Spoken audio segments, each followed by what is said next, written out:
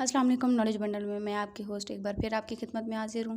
اس video کی جانب بڑھنے سے پہلے میرے نئے آنے والے ویوز سے ریکویسٹ ہے کہ میرے چینل کو سبسکرائب کر کے بیل آئیکن کو دبا دیں تاکہ میرے نئے آنے والی ویڈیو کا نوٹیفیکیشن آپ کو بر وقت ملے۔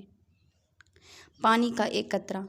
ہماری زندگی میں پانی کی کیا اہمیت ہوتی ہے اور پانی کیا ہے؟ پانی کا ایک ننھا سا قطرہ بادل سے ٹپکا اور دریا میں آن گرا۔ اس ننھے قطرے نے جب دریا کی وسعت اور گہرائی کا اندازہ کیا تو اسے اپنی ذات نہایت حقیر محسوس ہوئی۔ وہ سوچنے لگا کہ اتنے بڑے دریا کے مقابلے میں بھلا میری کیا ہستی ہے؟ میں تو کسی شمار میں نہیں آتا۔ باقی بھی رہا تو کیا اور فنا بھی ہو گیا تو کیا؟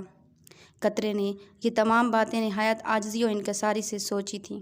ایک صدف نے اسے منہ کھول کر اپنے اندر کر لیا اور پھر اس کی پرورش کر کے اسے ایک قیمتی موتی بنا دیا۔ یقیناً یہ اعزاز و مرتبہ اس لیے حاصل ہوا کہ اس نے خود کو حقیر جانا، اور جس نے خود کو حقیر جانا وہی بلند مرتبے کا حامل ہے۔